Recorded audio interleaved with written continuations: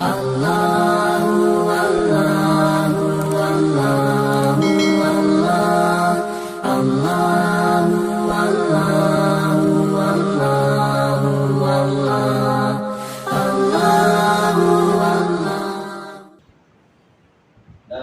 محمد سے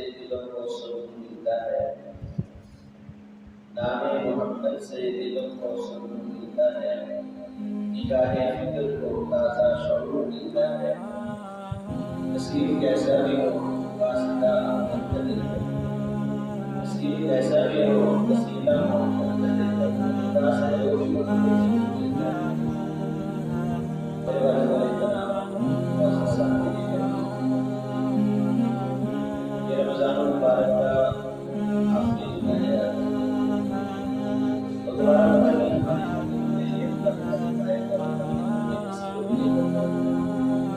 اور یہ رمضان کی مقدس گھڑیاں اللہ نے ہمیں نصیب کی ہیں۔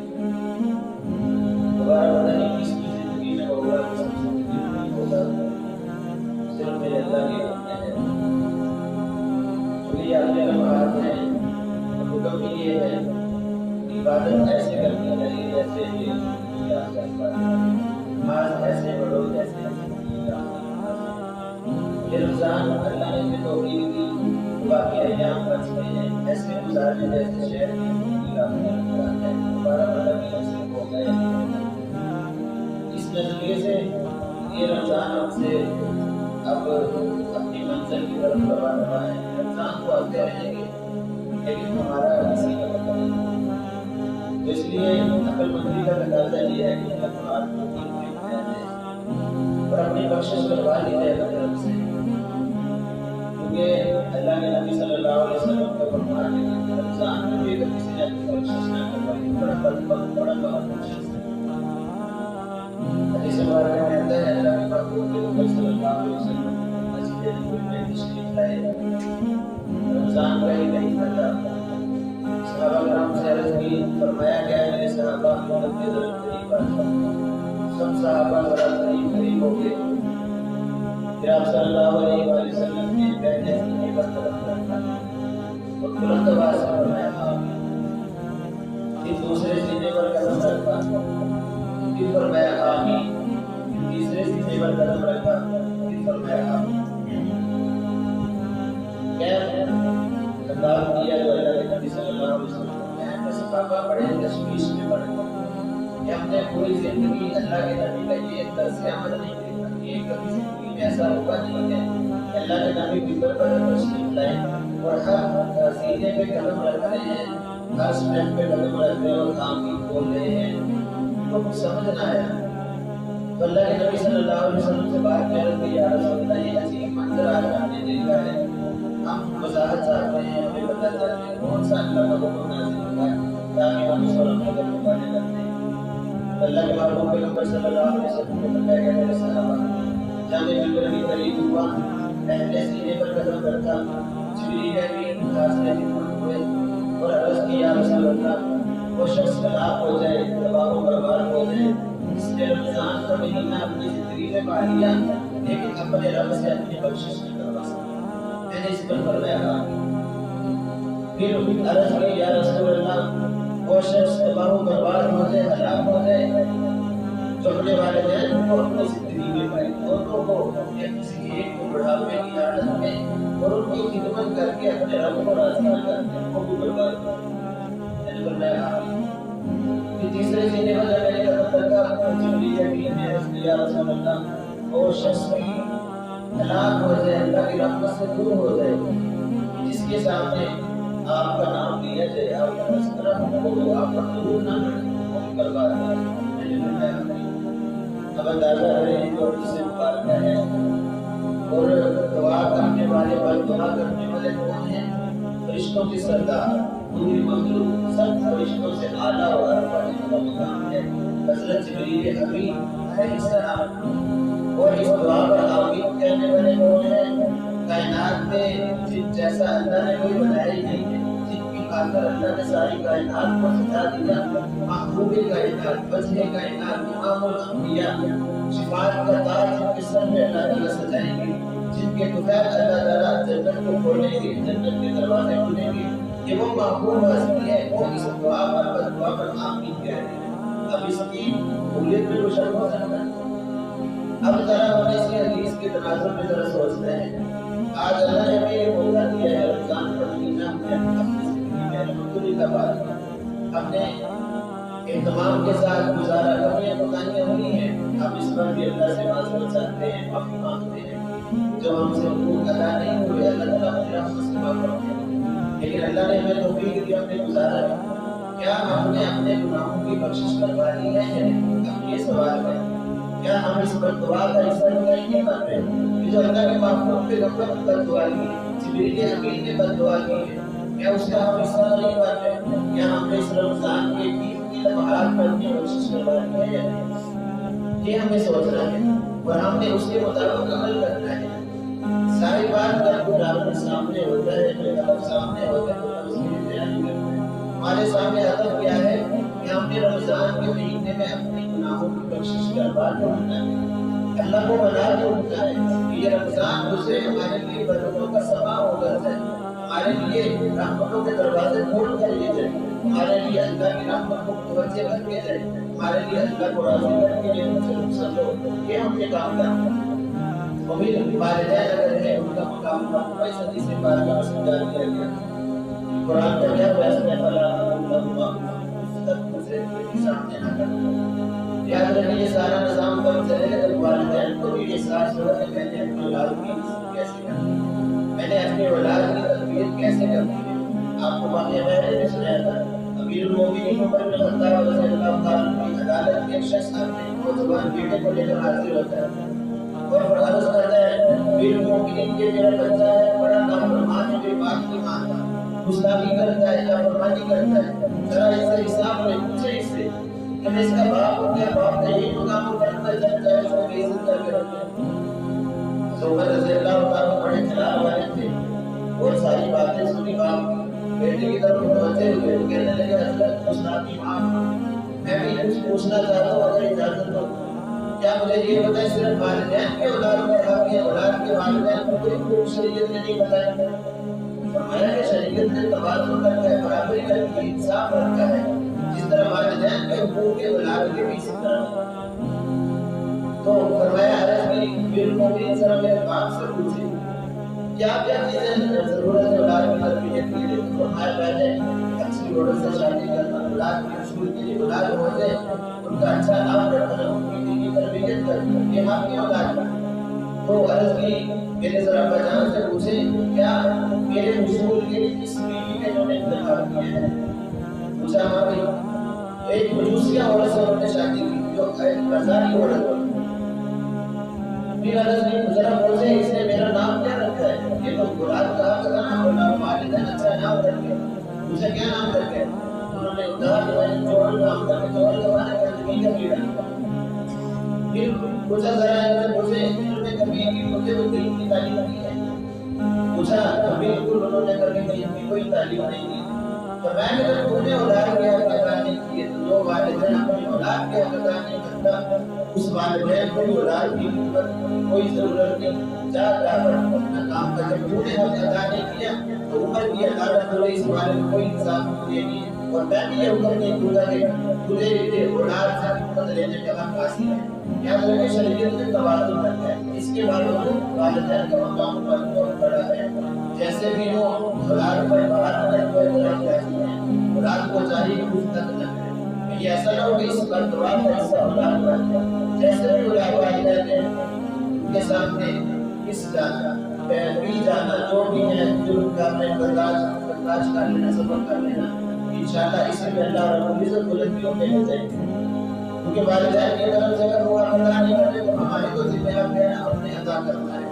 بس ہر بندہ یہی کوشش کر لے کہ میرے ادا کرتا ہے یا نہیں کرتا مجھے کوئی پرواہ نہیں، بس جو میرے ذمہ میں ہیں وہ ادا کرنے ہیں۔ انشاءاللہ ہر بندے کے اگر یہ کوشش ہو جائے تو معاشرہ امن کا درس دے گا، امن کا گہوارہ بن جائے گا۔ تیسری بات اللہ کے نبی صلی اللہ علیہ وسلم نے فرمائی جو اللہ کے نبی کا نام اس کے سامنے ہے اور درود نہ پڑے وہ بھی ہلاک ہو جائے، تباہ و برباد ہو۔ یاد رکھیں اس کائنات میں ہمارے اوپر سب سے زیادہ اس ہستی کے احسانات ہیں وہ امام الانبیاء صلی اللہ علیہ وسلم ہیں۔ ان کا نام جب آئے تو آدمی منہ میں مٹھاس آ جانی چاہیے اور دل عقیدت میں پانی پانی ہو جانا چاہیے کہ کس ہستی کا نام آ گیا ہے۔ ادب و احترام لازم ہے ہم پر۔ اللہ کے نبی صلی اللہ علیہ وسلم کے بڑے احسانات ہیں، ہم ان کے احسانات کا بدلہ نہیں چکا سکتے۔ وہ معصوم نبی جس نے ہماری خاطر راتوں کو رو رو کر اللہ کو منایا،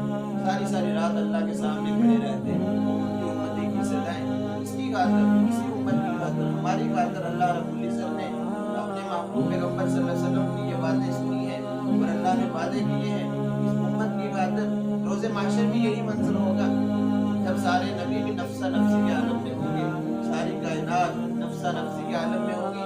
اس وقت صرف ایک ہی ہستی ہوگی، وہ ہے ہمارے نبی صلی اللہ علیہ وسلم۔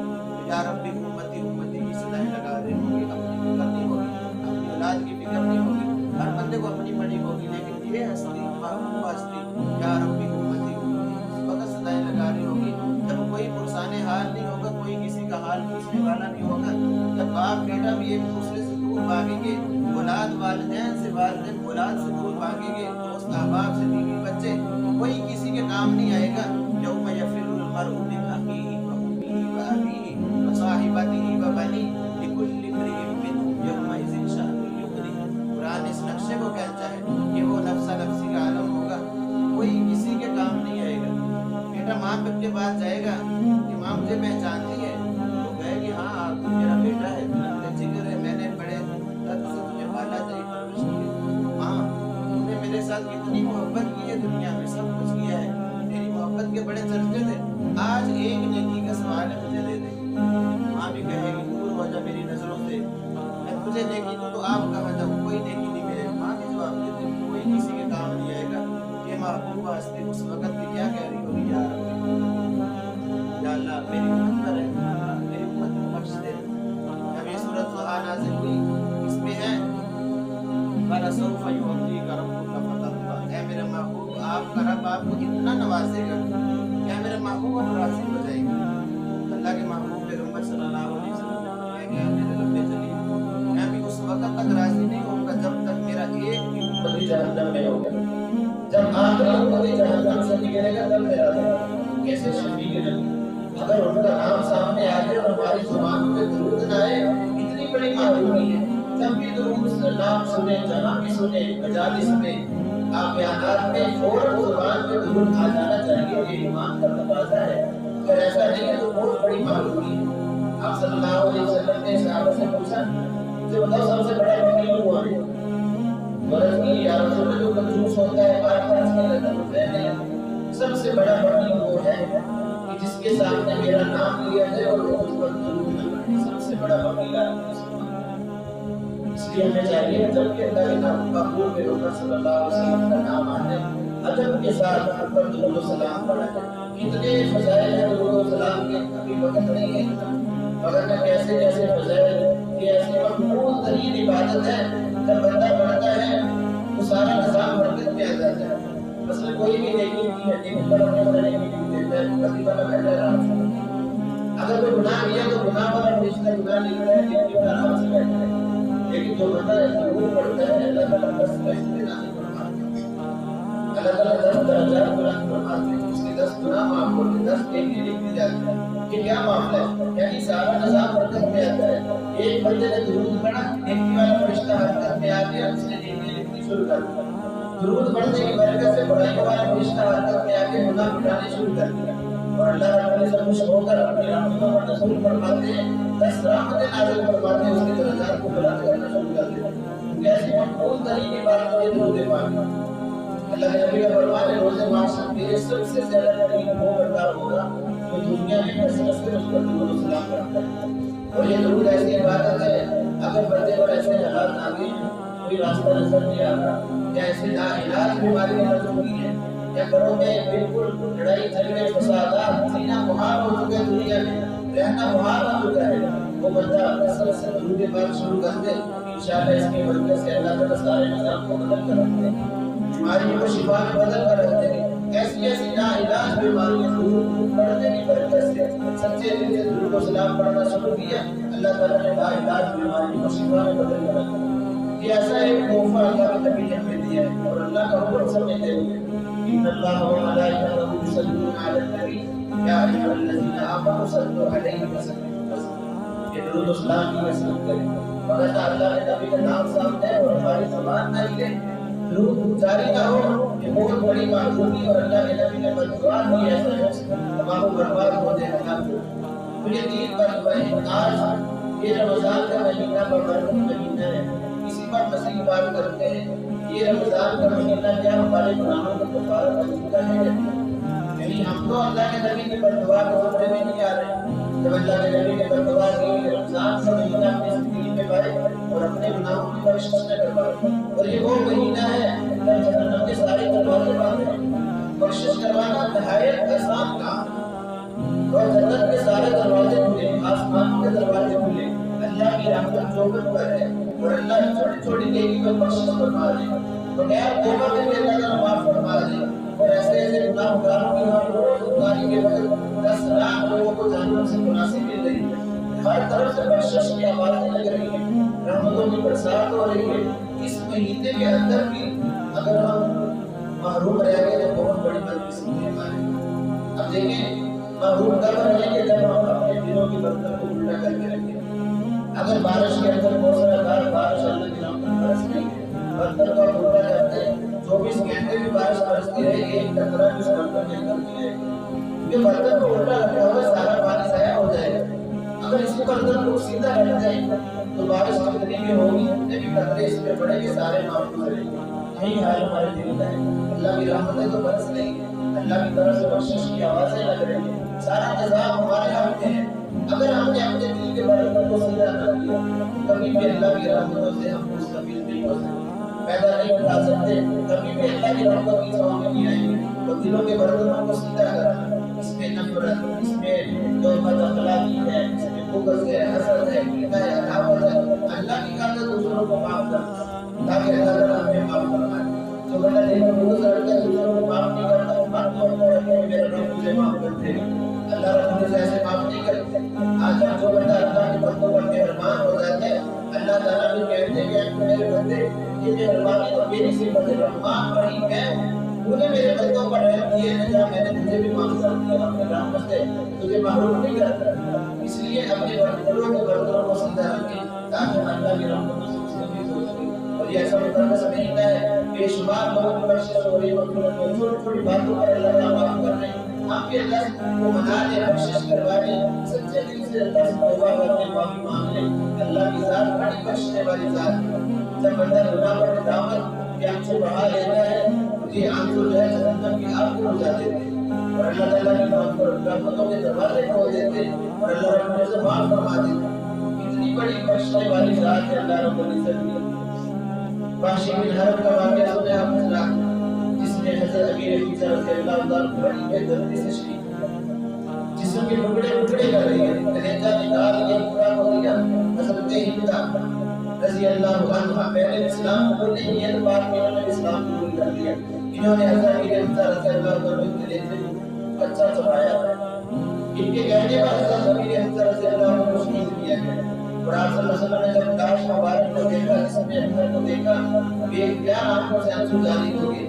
میرا چچا جو سید الشہداء، جو ایک بہادر تھا، اللہ کا شیر تھا، آج کیسے جسم کے ٹکڑے ٹکڑے پڑے ہوئے اور فرمایا کہ اگر مجھے لوگوں کا ڈر نہ ہوتا تو میں ایسے ہی لاش کو رکھنے دیتا، اور کل روز محشر اللہ کی عدالت میں وکیل بن کے کھڑا ہوتا ہے، یا اللہ میرے چچا نے اپنے جسم کے ٹکڑے ٹکڑے کروا دیے، ذرا میرے چچا کی لاش نکال، لیکن مجھے ڈر ہے کہ صبر نہیں ہوگا، اس لیے میں دفن کرنے کو دے رہا ہوں۔ اور یہ حالت دیکھ کر فرمایا کہ اگر اللہ نے مجھے موقع دیا، قسم اٹھائی، میں حضرت امیر حمزہ اپنے چچا کے بدلے میں بابر کو 70 آدمیوں کو قتل کروں گا اور ان کا غسلہ کروں گا اسی طرح، ان کی آنکھیں نکالوں گا اور آپ کاٹوں اور پاؤں کاٹوں گا جیسا انہوں نے میرے چچا کے ساتھ حشر کیا۔ پھر اللہ تعالیٰ نے فرمایا کہ میرے محبوب آپ کی یہ شان نہیں ہے، آپ ایسا نہ کریں، بلکہ آپ تو رحمت للعالمین بن کر آئے۔